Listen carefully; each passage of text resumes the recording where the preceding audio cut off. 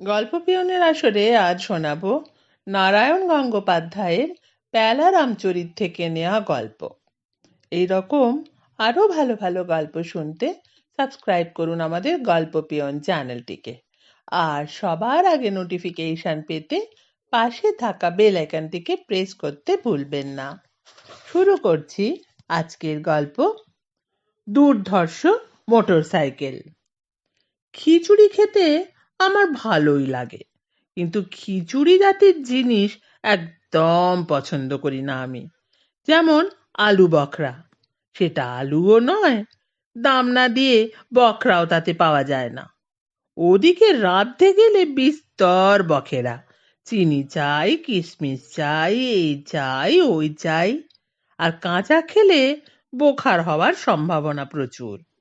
কিংবা ধরো কাঠবেড়ালি, সে কাঠ নয় যে তাকে দিয়ে রান্না হবে, আবার বেড়ালিও নয় যে ভাঁড়ার ঘরের ইঁদুরকে একটু শায়েস্তা রাখবে। সেই জন্যেই মোটর সাইকেল দেখলেই আমার কেমন খটকা লাগে। মোটরের তলায় চাপা পড়া যায়, আর সাইকেল চাপা দেওয়া যায়, কিন্তু যা এও নয় ও নয়, তা যে কখন কি করে বসবে সে সম্বন্ধে আমার মনে একটা গভীর দুশ্চিন্তা আছে। তাই মোটর সাইকেলের কাছ থেকে সব সময় আমি দূরে থাকতে চেষ্টা করি। কিন্তু ভূমিকা বাদ দিয়ে কাহিনীটা বলি এইবার। তোমরা আমার পিস্তুত ভাই ফুচুদাকে দেখনি। অমন ভয়ঙ্কর লোক যে সংসারে একজনের বেশি জন্মায় না। পৃথিবীর পক্ষে একটা বাঁচোয়া বলতে হয় সেটাকে। বছর তিনেক এক নাগাড়ে ম্যালেরিয়া ভুগে ফুচুদার পিলেটা হয়ে উঠেছিল জয় ঢাকের মতো। চুলগুলো দেখলে মনে হয় ঠিক ব্রহ্মতালু বরাবর কেউ একখানা মুড়োর ঝাঁটা বসিয়ে রেখেছে। মিক্সচার আর কুইনিন খেয়ে খেয়ে ফুচুদার পেটের মধ্যে যখন দস্তুর মতো একটা ডিসপেন্সারি তৈরি হয়ে গেল, তখন একদিন 104 জ্বর গায়ে নিয়েই ফুচুদা দু উত্তর ম্যালেরিয়ার নিকুচি করেছে বলে লাফিয়ে উঠলেন। তারপর সোজা ভাঁড়ারে গিয়ে কড়মড় করে খানিক ছোলা চিবিয়ে খেয়ে উঠোনে নেমে ডন দিতে শুরু করলেন। ওগো, আমার ফুচু যে পাগল হয়ে গেল বলে কান্না জুড়লেন পিসিমা। কিন্তু সেই কান্নায় ফুচুদার হৃদয় আর গলল না। ব্যারামবীর ফুচুদা ব্যায়ামবীর হওয়ার জন্য আদা নুন খেয়ে লেগে গেলেন। বললে বিশ্বাস করবে না, ম্যালেরিয়া তাড়িয়ে তবে তিনি থামলেন। শুধু তাড়ালেন তাই নয়, চেহারাখানা যা বাগালেন সে 10 জনকে ডেকে দেখাবার মতো। তখন শুরু হলো আমার ওপর দিন রাত উপদেশ বর্ষণ। কি ছাগলের মতো দিন রাত পালা জ্বরে ভুগিস প্যালা, ছ্যা ছ্যা। ছাগলে বুঝি খুব পালা জ্বরে ভোগে ফুচুদা? আমি জানতে চাইলাম। তোর সঙ্গে কথা বলাই ধাসটামো। বিরক্তিতে ফুচুদা নাক কুঁচকলেন। শোন প্যালা, রোজ সকালে 300 ডন আর 300 বৈঠক দিতে পারিস যদি তোর পালা জ্বর পালাতে পথ পাবে না। 300 ডন আর 300 বৈঠক শুনেই আমার দম আটকে এলো। পালা জ্বর পালাবার আগেই যে তবে আমাকে পালাতে হবে ফুচুদা, মানে আমার দেহ ছেড়ে চম্পট দিতে হবে আত্মারামকে। ফুচুদা আর কিচ্ছু বললেন না, দুমদাম করে বেরিয়ে গেলেন বাড়ি থেকে।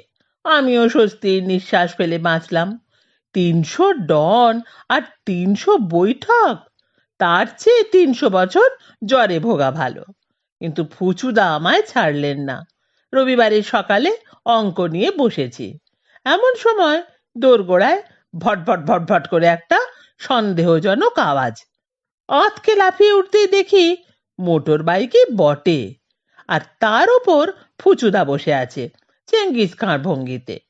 চেঙ্গিস খাঁকে আমি দেখিনি, কিন্তু ফুচুদার মুখের চেহারা দেখেই মনে হলো চেঙ্গিস খাঁ নিশ্চয়ই এই ভঙ্গিতে ঘোড়ায় চাপতেন। ফুচুদা বললেন, প্যালা চলে আয়। আমি বললাম, কোথায়? নতুন বাইক কিনেছি, তোকে একটা রাইড দেব। আমার বুকটা ধড়ফড় করে উঠল।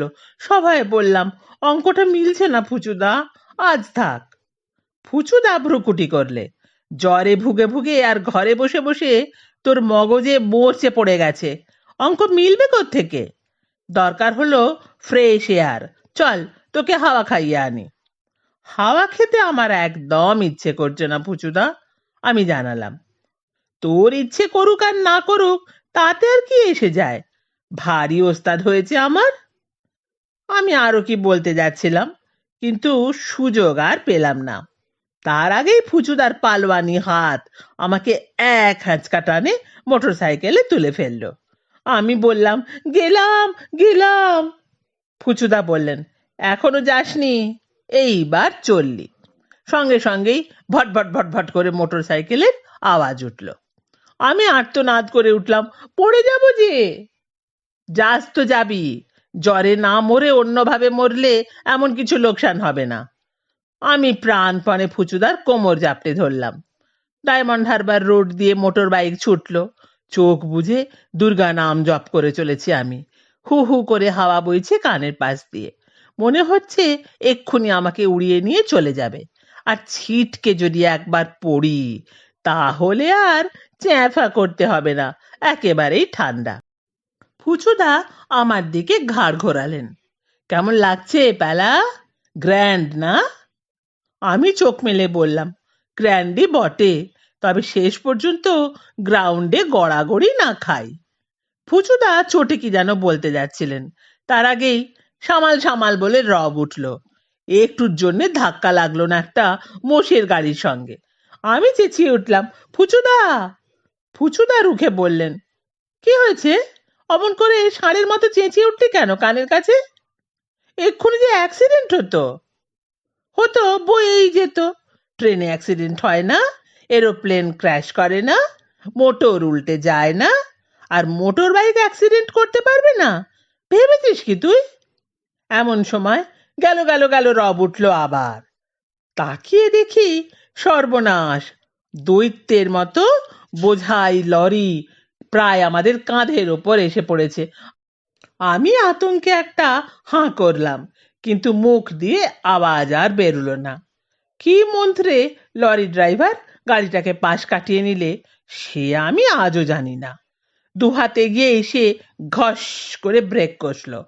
তারপর লাফিয়ে নেমে ফুচুদাকে জিজ্ঞেস করলো, ই ক্যা হ্যায়? ফুচুদা বললে, মোটর বাইক হ্যায়। ড্রাইভার কি বলতে গেল, তার আগেই 25 মাইল বেগে আমাদের মোটর বাইক ছুট লাগালো। আমার কানের পাশ দিয়ে বোঁ করে বেরিয়ে গেল এক টুকরো ইট। লরি ড্রাইভার ঢিল ছুঁড়ছে। খানিক চুপচাপ, প্রাণের আশা ছেড়ে দিয়েছি। দুটো ফাঁড়া কাটলো, তিনেরটা কাটলে হয়। রাস্তার দুধারের গাছগুলো শনশন শব্দে ছিটকে যেতে লাগলো পেছনে। ফুচুদা বললে, বড় রাস্তায় একটা রিস্ক আছে দেখছি, না রে প্যালা? স্বরটা এবার নরম ঠেকলো। ফুচুদার কঠিন হৃদয় যেন কোমল হয়ে উঠছে একটু একটু করে। বললাম, রিস্ক আর বিশেষ কি, প্রাণটুকু চলে যেতে পারে এই যা। ফুচুদা তেড়ে উঠলেন, গেলেই বা, তোর প্রাণের আবার দাম কি? ও তো পুঁটি মাছের প্রাণ। মরুক গে, বাজে বকাসনি আমাকে। চল, বড় রাস্তা ছেড়ে মাঠের রাস্তায় নামা যাক।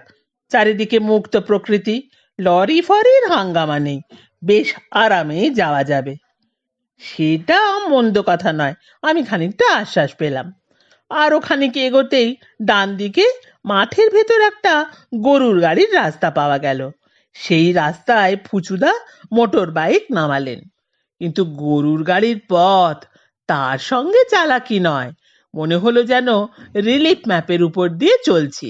একবার ধপ করে পড়ছি প্রশান্ত মহাসাগরে, আর একবার ঠেলে উঠছি এভারেস্টের কাঁধের ওপর। কত বছর ধরে একটানা লাঙল ঠেললে অমন কায়দার একখানা রাস্তা তৈরি করা যায়, একমাত্র করুণাময় পরমেশ্বরই তার খবর দিতে পারেন। ফুচুদা, কোমর যে গেল। কোমর যাবে কি রে? কেমন এক্সারসাইজ হচ্ছে বল দেখি, কি গ্র্যান্ড ঝাঁকুনি লাগছে। পেটের পিলে যে নড়ে গেল। ফুচুদা বললেন, নড়বেই তো, পিলেই তো নড়ানো চাই, বুঝলি? তোর ওই বাসক পাতার রসের চাইতে এ ওষুধ অনেক বেশি জোরালো। 3 দিন এই রাস্তায় আমার বাইকে চেপে আসবি, দেখবি পালা জ্বর, কালা জ্বর, সর্দি জ্বর, ডেঙ্গু জ্বর। কিন্তু জ্বরের তালিকাটা শেষ হওয়ার আগেই বাইক ছেড়ে আমি প্রায় 2.5 হাত শূন্যে ছিটকে উঠলাম, এবং ফুচুদাও। মোটর সাইকেলটা প্রায় 1.5 হাত উঁচু থেকে একটা গর্তের মধ্যে লাফিয়ে পড়লো। এক রাশ পাঁক ছিটকে এলো চোখে মুখে। ফুচুদা, মাঠ যে আরো ভয়াবহ! আমি চেঁচিয়ে উঠলাম। একটু আধটু লাগে বটে, ফুচুদাও স্বীকার করলেন, কিন্তু মোটর সাইকেল ছড়া কি সোজা কাজ রে? খাটনি আছে বই কি। তবে ভাবিসনি, আস্তে আস্তে সইয়ে নেব এখন। কিন্তু সইয়ে নেবার আগে যদি মাঠ সই হতে হয়, হয়তো হবে। ফুচুদা দাঁত খিঁচলেন। তুই বড্ড বক। কিন্তু বক পর্যন্ত বলেই টক করে বকুনি বন্ধ করলেন ফুচুদা। ঘাবড়ে গিয়ে বললেন, পাতল ফেলা, এক্ষুনি। পা তুলবো? কোথায় তুলবো? ফুচুদা তাড়া দিলেন। তা আমি কি জানি? কাঁধের উপর, মাথার উপর, তাল গাছের উপর, যেখানে খুশি। দেখছিস নে তেড়ে আসছে। কে? জিজ্ঞেস করতেই দেখলাম খ্যাঁক খ্যাঁক করে বিতিকিচ্ছি আওয়াজ তুলে তীর বেগে আমাদের এদিকে ছুটে আসছে একটা খেকি কুত্তা। দু চোখে তার জিঘাংসা। আমি পা তুলে ফেললাম একেবারে ফুচুদার কাঁধের উপর। ফুচুদাও হ্যান্ডেলে পা তুলে আমায় বললেন, তাড়া পেলা, কুকুর তাড়া। কি করে তাড়াবো? ঢিল মার, ঢিল মার। কোথায় পাবো ঢিল? তাও তো বটে, ফুচুদা বললেন, তবে মিষ্টি কথায় ভোলা। বাড়ি যেতে বলে দে। আহ, বল না একটা ছড়া টড়া কিছু। ছড়া টড়া? আমি চেঁচিয়ে উঠলাম। হাট্টিমা টিম টিম, তারা মাঠে পাড়ে ডিম। শুনে কি হলো বলা যায় না। কুকুরটা থমকে গেল, আর একবার খ্যাঁক করে ডাক দিয়েই উল্টো মুখে ছুটে চলে গেল। ফুচুদা স্বস্তির নিঃশ্বাস ফেললেন। যাক, বাঁচা গেল এ যাত্রা, পালালো। আমি বললাম, পালাবে কেন? মাঠের ভেতরে হাট্টিমা টিমটিমের ডিম খুঁজতে গেল বোধহয়। বুঝতে পেরেছে তোমার পায়ের চেয়ে সেটা বেশি সুখাদ্য হবে। ফুচুদা রেগে বললেন, পাকামি করিসনি। আমার পা তোদের মতো বাজে পা নয়। কিন্তু কি মনে করে তুই এখনো গুরুজনের কাঁধে ঠ্যাং ছড়িয়ে রেখেছিস শুনি? পা নামিয়ে নিয়ে আমি বললাম, ওহো, মনে ছিল না। বাড়ি ফিরে গুনে গুনে 100 প্রণাম করব তোমাকে। বোধহয় 100 প্রণামের নাম শুনে মাঠে গরুগুলো ভক্তিতে মাথা নিচু করলো। হঠাৎ দেখা গেল এক পাল গরু আমাদের দিকেই আসছে। মাথা নিচু দেখে আশ্বাস পাওয়া গেল না, কারণ নতমস্তকের উপর উঁচিয়ে আছে বড় বড় শিং। ফুচুদা বললেন, এই সেরেছে, গরু আসছে যে। আমি বললাম, শুধু গরু নয়, মোষও আসছে ওদিক থেকে, প্রায় 7-8টা মোষ। কোথায় ডোবার মধ্যে বসেছিল। মোটর বাইকের আওয়াজ শুনে ছুটে আলাপ করতে আসছে আমাদের দিকে। তাদের শিংয়ের দিকে তাকালেই বোঝা যায় কেন শাস্ত্রে তাদের বলা হয়েছে যমের বাহন। ফুচুদা, এইবার গেছি। গুটিয়ে যে স্যান্ডউইচ বানিয়ে দেবে। ঘটাং করে ব্রেক কষলেন ফুচুদা। বললেন, আর সময় নেই রে পেলা, চো চো ছুট দে, দেখছিস না এসে পড়লো। জয় মা কালী। রাস্তার ওপর সাইকেল ফেলে আমরা ছুট লাগালাম।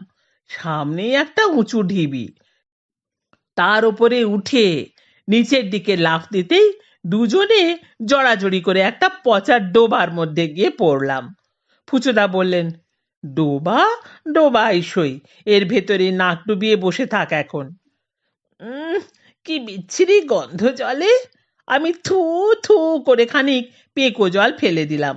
ফুচুদা ফ্যাঁচ করে উঠলেন, গন্ধ তো কি হয়েছে, ডোবার জলে কি এসেন্সের সুবাস থাকবে নাকি? আর মশা? কি মশা? মশা তো থাকবেই। মশার বদলে কি শশা ফলবে? কচকচ করে খাবি? গায়ের উপর ব্যাং লাফাচ্ছে যে। নইলে যে মোষ লাফাতো, সেটা বুঝি বড্ড আরামের হতো? নে, চুপ করে থাক, একদম স্পিকটি নট। দুম করে বন্দুকের মতো আওয়াজ উঠল। ফুচুদা বুক ভাঙা দীর্ঘশ্বাস ফেলে বললেন, টায়ার গেল একটা। তা গেল। আমিও একটা দীর্ঘশ্বাস ফেললাম। তাকিয়ে দেখি ফুচুদার ঠিক মাথার উপর উঠে বসে একটা সোনা ব্যাঙ ড্যাব ড্যাবে চোখে আমার দিকে তাকিয়ে আছে।